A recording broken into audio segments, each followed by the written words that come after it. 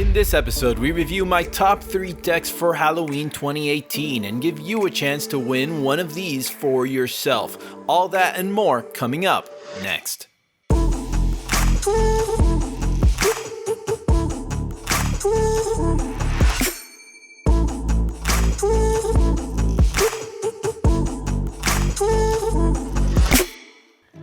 I really love Halloween. Who doesn't love the spooky vibe in the air, the candy, the costumes? Anyone who's watched my reviews before knows I'm no stranger to wearing a costume. I mean, honestly, it's just fun. Let's see, I've played Shakespeare, Wild Bill Hickok, Kenny Rogers, Chris Ramsey, Edgar Allan Poe, Sherlock Holmes, just to name a few. In fact, right around this time of year, I like to wear costumes around the house to try to scare some Halloween spirit into the wife.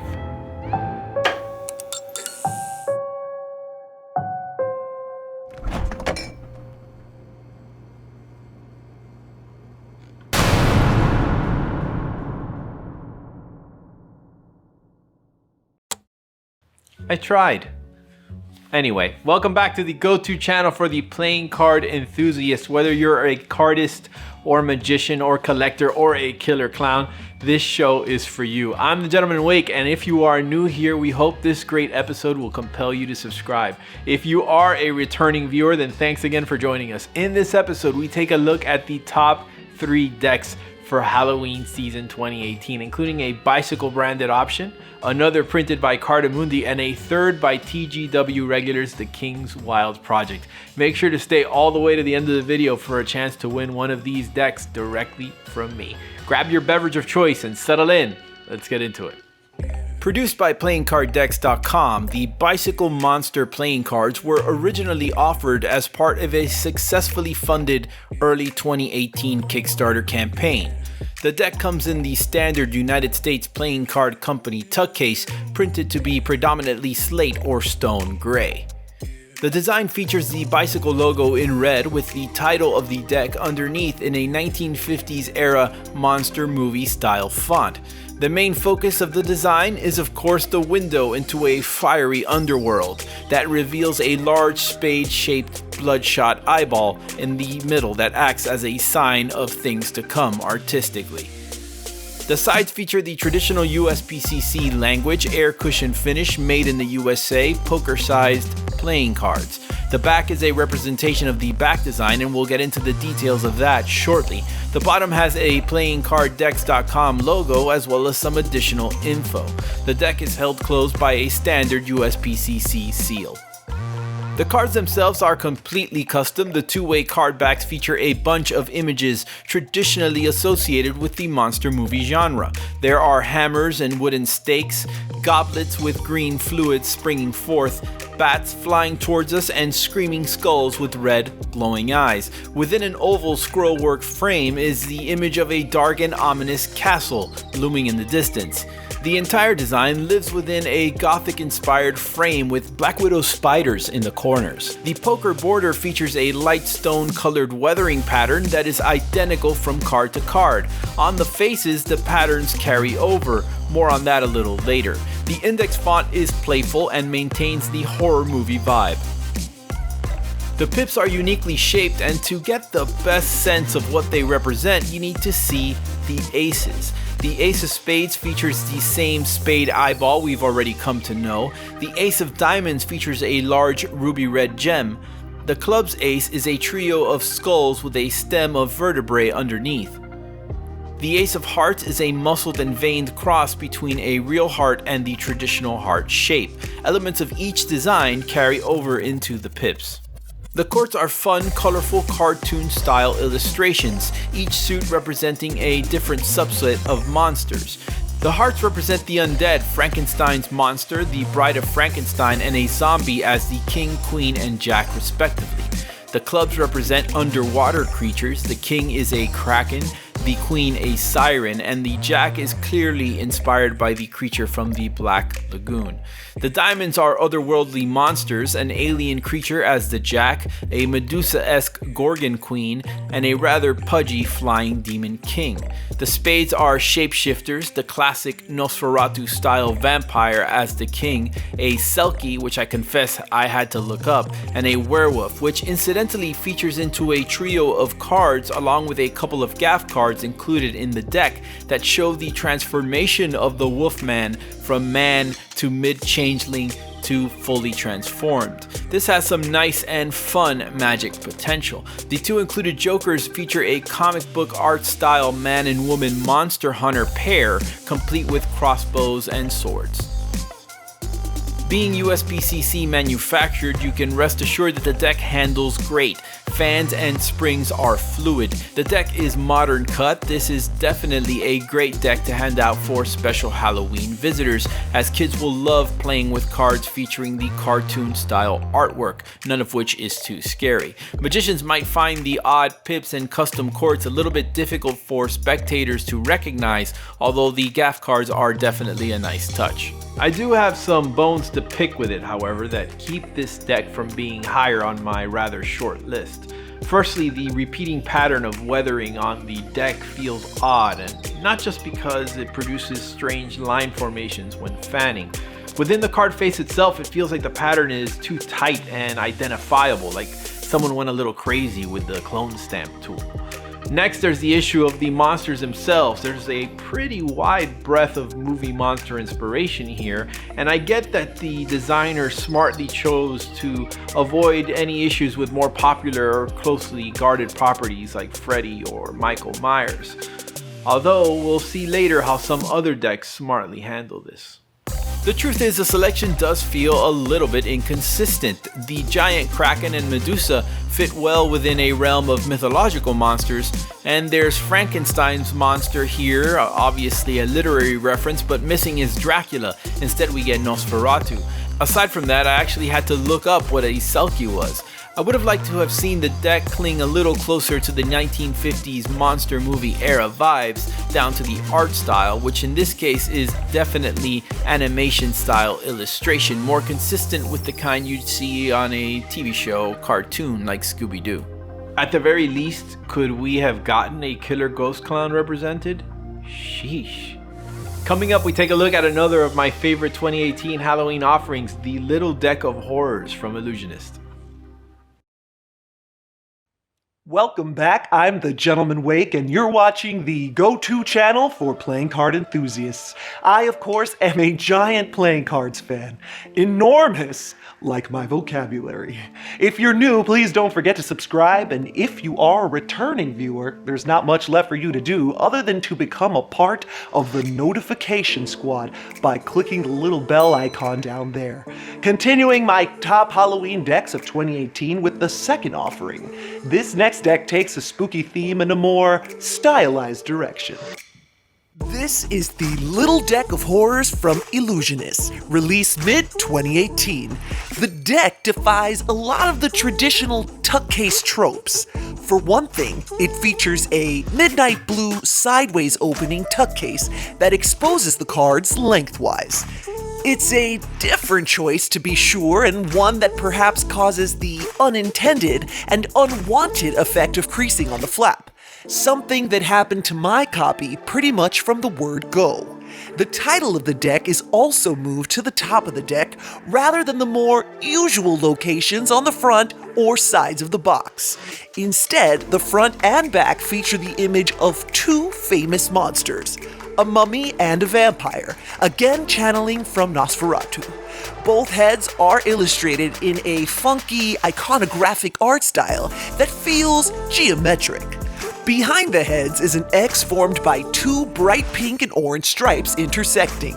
The box reads playing cards on one side and has the image of a jagged lightning bolt-shaped dagger on the other. As a nice added touch, the word boo appears on the tuck flap. I have to say, the artwork looks adorable. I mean, the artwork is fantastic. The bright neon colors are seemingly a contradictory choice for a deck inspired by horror monsters. But you don't need to look too far past the name Little Deck of Horrors, a play of course on the famous Broadway musical Little Shop of Horrors, to realize that the monstrous associations lean more toward camp than they do towards true horror. Pulling the deck out from the box reveals our first look at the back design.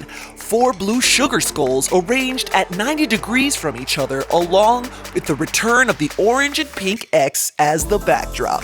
The entire design is set within a poker-style border. One thing to mention is that 2 of the corners of the X are overlapped by a blue and teal border. Included within is a double backer and an Illusionist ad card. These are completely custom cards yet again. The pips and indices are uniquely and highly legible. The layouts are all standard except for the 8s of each suit. Here, 2 parallel lines of 4 pips each. The aces all feature the sugar skull image embedded within the central pip. The court cards all feature monster heads in the same geometrically shaped art style as seen on the tuck. The kings include Frankenstein's monster, Nosferatu, Mephistopheles, and the creature from the Black Lagoon. The queens include the Wicked Witch, a killer robot endoskeleton, the mummy on the tuck box, and Medusa, who also makes an appearance on this deck. The jacks feature the Wolfman, a Gray Man alien, a zombie, and my favorite of the courts, a Jason Voorhees, or perhaps Jack Voorhees, masked murderer, complete with red mist blood spatter on the hockey mask. There are 2 identical Ghost Jokers included as well. The deck is printed by Cardamundi on their touted B9 true linen finish. The stock is thick, modern cut, and promises durability, yet still handles smoothly. The colors and back design lend themselves well to cardistry and flourishing. Springs and especially fans look great. The high readability of the cards, the fun and colorful artwork, and the great handling make these perfect for cardists, magicians, and collectors. Stay tuned because my favorite Halloween deck of 2018 is coming up. Well, not my favorite, my husband's favorite. See, guys? It's me, Lady Wake. It's been me the whole time. I know, this is a wig. I'm like Clark Kent, Superman. Clark Kent? I know, I'll give you guys a second to gather yourselves. Okay, but quickly, before we move on, if you guys like the kooky stuff that we do like this, some of you have mentioned before, then make sure you head on over to my channel. You can check out the link right there. There's like a little card up there. Just click on it and you can check out all the other cool stuff, mostly ridiculous stuff that we've been working on over there. So we will be right back. Do not go anywhere. Welcome back. If you enjoy the content on this channel and the wife's channel and want to find out ways to help and support us, please check out the Gentleman Wake Patreon page for details. We've got a lot of great episodes planned for the near and far future.